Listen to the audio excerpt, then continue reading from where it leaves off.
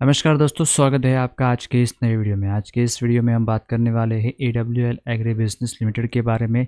लगभग शेयर 183 के आसपास चल रहा है और नीचे से देखेंगे तो आज के दिन लगभग इसमें 10% के आसपास की बड़ी उछाल मूवमेंट देखने को मिली थी। लेकिन ये लगातार नीचे चला जा रहा है, लगभग 3% के आसपास अभी ये ट्रेड कर रहा है। और बॉर्डर मार्केट में देखेंगे तो निफ्टी 50 और लगभग 300 साढ़े 300 पॉइंट नीचे है। ऊपर से लगातार गिरावट देखने को मिली है और ओवरऑल मार्केट में, बॉर्डर मार्केट में हमें भारी एक गिरावट आज के दिन देखने को मिली है। तो चलिए देखते हैं कि क्या ये रिवर्सल है या बड़े लोगों ने यहाँ पर रिटेल इन्वेस्टर को ट्रैप किया है।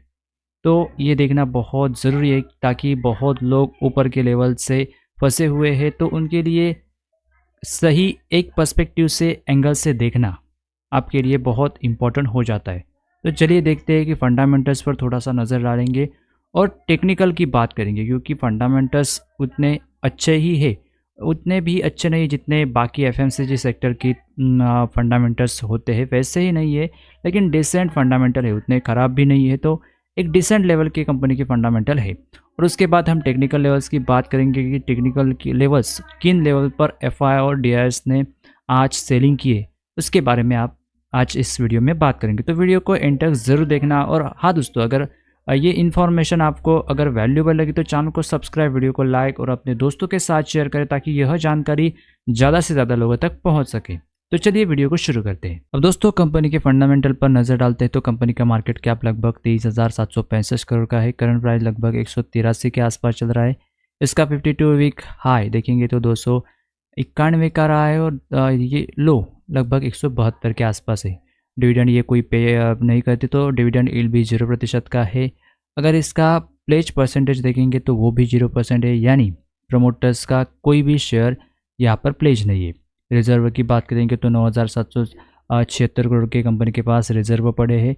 डेप की बात करेंगे तो 1,096 यानी ना के बराबर है, क्योंकि रिजर्व अच्छे खासे है। कंपनी का मार्केट कैप भी लगभग मिड कैप साइज़ में आता है, तो ये डेप कंपनी के ऊपर ना के बराबर है। अगर हम वैल्यूएशन की बात करेंगे तो कंपनी का पी रेशो लगभग 24.8 लगभग 25 के करीब है और इंडस्ट्री का पी लगभग 19 के आसपास है, यानी इंडस्ट्री के पी से अभी ये स्टॉक थोड़ा सा ओवर वैल्यू लग रहा है।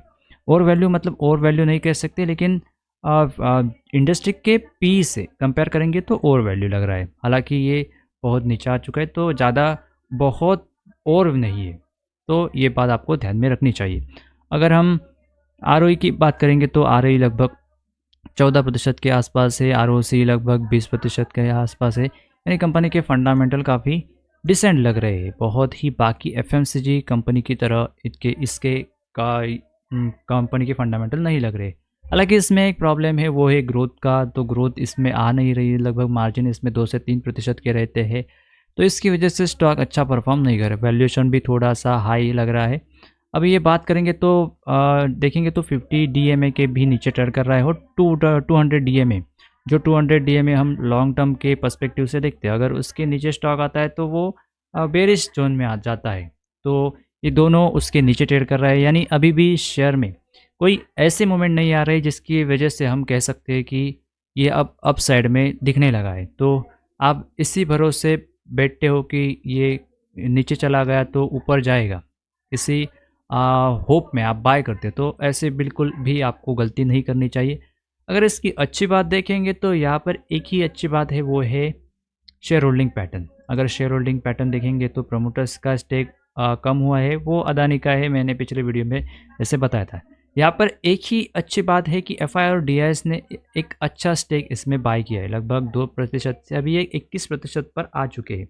और DIS का भी लगभग 0.41% से लगभग 9.28% तक आ चुके हैं। तो ये एक चीज़ की वजह से रिटेल इन्वेस्टर लगातार बाय करते चले जा रहे हैं और उनको लग रहा है कि FIDs ने बाय करेंगे, तो बाय किया है मतलब ये स्टॉक ऊपर ही जाएगा।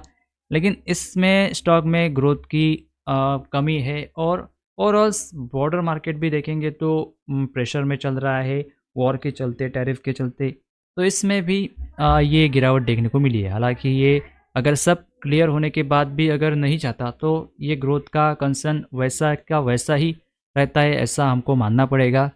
लेकिन देखना पड़ेगा कि ओवरऑल मार्केट, ब्रॉडर मार्केट ठीक होने के बाद ये कैसा परफॉर्म करता है। अगर ग्रोथ अच्छी रही तो अच्छा जा सकता है, एफआईएस ने बाइंग की है इसकी वजह से। अगर कंपाउंडिंग सेल्स ग्रोथ देखेंगे तो लगभग 5 साल में 17% की थी, 3 साल में देखेंगे तो 6% की, और टीटीएम यानी अभी तक लगभग 22% की रही है। लेकिन कंपाउंडिंग ग्रोथ देखो, ये माइनस में आ चुकी, 20%। टीटीएम 3 साल में 15% थी, 5 साल में अच्छी खासी थी, लेकिन ये माइनस में हो चुकी। अगर कंपनी का CAGR देखेंगे वो भी माइनस में है, यानी 5 साल में डाटा नहीं दिखा रहा है, लेकिन 3 साल का देखेंगे तो 27% माइनस में था, और पिछले 1 साल में लगभग 30% माइनस में आ चुका है। यानी ओवरऑल कंपनी फंडामेंटल अच्छी है, लेकिन कंपनी के अंदर ग्रोथ नहीं दिख रही है। इसकी वजह से स्टॉक में प्रेशर आ रहा है। तो अभी देखते हैं टेक्निकल लेवल्स क्या बता रहे हैं, क्या आज के दिन एफआई और डीएच ने जो माल खरीदा है क्या बेचा है। तो चलिए अब टेक्निकल व्यूज पर आते हैं। अब दोस्तों बात करते हैं टेक्निकल लेवल्स की, यानी टेक्निकल चार्ट की। तो हालांकि ये मैंने मंथली टाइम फ्रेम का चार्ट लगा है, लगभग इसका 881 के आसपास हाई लगा था, वहाँ से लगातार नीचे चला जा रहा है। यहाँ पे एक एम पैटर्न बनाया था, और एम पैटर्न बना के यहाँ से लगातार कंटिन्यूस इस शेयर में फॉल हमें देखने को मिला था। हालांकि ये कभी ऊपर जा रहा था, लेकिन जो पिछला लो लगा था उसके नीचे हमेशा नया लो लगाता आया है, यानी नया हाई नहीं लगा रहा है। ये देखो, ये इसका हाई है, इसको हाई मार्क करेंगे, इसका हाई ऊपर के हाई के नीचे है, ये भी उसके नीचे है, ये भी उसके नीचे है, यानी ये कभी भी ये हाई को, ऊपर वाले हाई को जो पिछला हाई उसको कभी ब्रेक नहीं कर रहा है। और लो भी देखो, ये इसका लो है, ये इसका लो है, इसके लो के नीचे इसका लो है, इसके लो के नीचे ये लो लगाया है, अभी ये लो नया लो लगाया है। तो ये लगातार एक ही रेंज में जा रहा है, यानी ऊपर का हाई नहीं ब्रेक कर रहा है, और नीचे लगातार लो चला जा रहा है। यानी यहाँ पर प्राइस एक्शन क्लियर बोल रही है कि चार्ट क्लियर बोल रहा है कि मुझे नीचे चला जाना है, क्योंकि कंपनी के फंडामेंटल और ग्रोथ उसके हिसाब से नहीं दिख रही जिसके हिसाब से बाकी एफएमसीजी और कंपनीज़ की दिख रही है। तो इसकी वजह से इस प्राइस में हमें प्रेशर देखने को मिला है। आज के दिन की बात करेंगे तो आज भी यही गेम होता हुआ नज़र आ रहा है। हालांकि इसमें आज देखेंगे तो वॉल्यूम अच्छा खासा था, लेकिन वॉल्यूम अच्छा होने के बाद भी कहीं ना कहीं मुझे लग रहा है कि यहाँ पर बड़े एफआई और डीएस ने यहाँ अच्छा खासा बिकवाली की है, क्योंकि 10% के बाद इतनी बड़ी कैंडल नेगेटिव, वो भी विक के साथ, इतना रिटेल इन्वेस्टर नहीं कर सकते। ये प्राइस एक्शन देखेंगे, वहाँ यहाँ भी प्राइस एक्शन वैसा के वैसा ही है। देखो यहाँ पर ये हाई लगाया था, बाउंस दिखाया, फिर से लगाया, फिर से बाउंस दिखाया, फिर से नो लाया, न्यू जो लो था वो लगाया। अब ये फिर से उस लेवल को जो 200 का लेवल था, यहाँ से फिर से उसे रिट्रेस करने आया, और फिर से अभी ये लगभग इसका जो ये था लो था उसके नीचे अभी ये ट्रेड करने लगेगा। इसमें कोई गुंजाइश नहीं। तो मुझे लगता है कहीं ना कहीं ये लगभग 100 के आसपास जाने के चांसेस दिख रहे हैं। अगर आप ऊपर के लेवल पे फंसे हुए, तो कुछ लोग बोलते हैं कि मैंने 800 के लेवल पे बाय किया था, अभी मैं होल्ड कर रहा हूँ, तो आप अभी भी गलती कर रही हो। आप गैम्बलिंग, जो गैम्बलिंग होती है उसी तरह आप ट्रेडिंग करते हो, और सोचते हो कि कहीं ना कहीं कभी ना कभी ऊपर जा सकता है, और होप में आप बैठते हो। कितना भी अच्छा स्टॉक हो, कितनी भी ब्रांडिंग अच्छी हो, कितना भी फंडामेंटल अच्छा हो, लेकिन अगर आपका रिस्क रिवॉर्ड फॉलो नहीं करता तो आपको तुरंत वहाँ से बाहर निकलना चाहिए। क्योंकि अगर बाहर नहीं निकलते तो आप बुरी तरीके से आप एक ही स्टॉक में अपना पैसा फंसा सकते हो। तो ये बातों को आपको ध्यान में रखना चाहिए। शेयर मार्केट ये कोई गैम्बलिंग का खेल नहीं है। यहाँ पर रिस्क रिवॉर्ड, साइकोलॉजी, फंडामेंटल्स, बहुत सारे फैक्टर काम करते हैं। और आप सोचते हो कि एक ही शेयर में और किसी भी शेयर में आग बंद करके पैसा डालेंगे तो कभी ना कभी ऊपर जाएगा, ऐसा नहीं होता। बहुत से सारे ऐसे शेयर है जो जीरो हो चुके हैं, तो इसका आपको ध्यान रखना बहुत ज़रूरी है। तो जो ऊपर के लेवल के फंसे हैं उनके लिए मैं कुछ नहीं कह सकता। अगर आप वेट कर सकते हो तो 100 के लेवल तक ज़्यादा से ज़्यादा वेट करो, वरना आपका ऐसा ही समझो कि आपने जो पैसा लगा था वो ज़ीरो हो चुका है। क्योंकि अगर 100 तक आएगा तो यहाँ से बहुत नीचे जाने के चांसेस, जब तक अच्छी ग्रोथ नहीं आती है, अच्छे फंडामेंटल क्रिएट नहीं होते, तब तक ये स्टॉक ऊपर जाने में बिल्कुल नायक नहीं है। जब तक 223 का अगर ऊपर सस्टेन नहीं करता, तब तक ये ऊपर जाने में अभी तक कुछ चार्ट के मुताबिक नहीं दिख रहा है। अगर कोई अचानक बड़ी न्यूज़ आती है तो वो अलग बात होती है, न्यूज़ के बेस से मार्केट नहीं चलता। फंडामेंटल अगर बिज़नेस अच्छा है तो ही मार्केट चलता है। तो अब देखते हैं कि क्या होता है आने वाले कुछ सालों में, कुछ हफ्तों में। अगर ओवरऑल मार्केट कंडीशन अच्छी रहती है तो हो सकता है, लेकिन ओवरऑल मार्केट का इस पर कुछ ज़्यादा इफेक्ट नहीं पड़ता।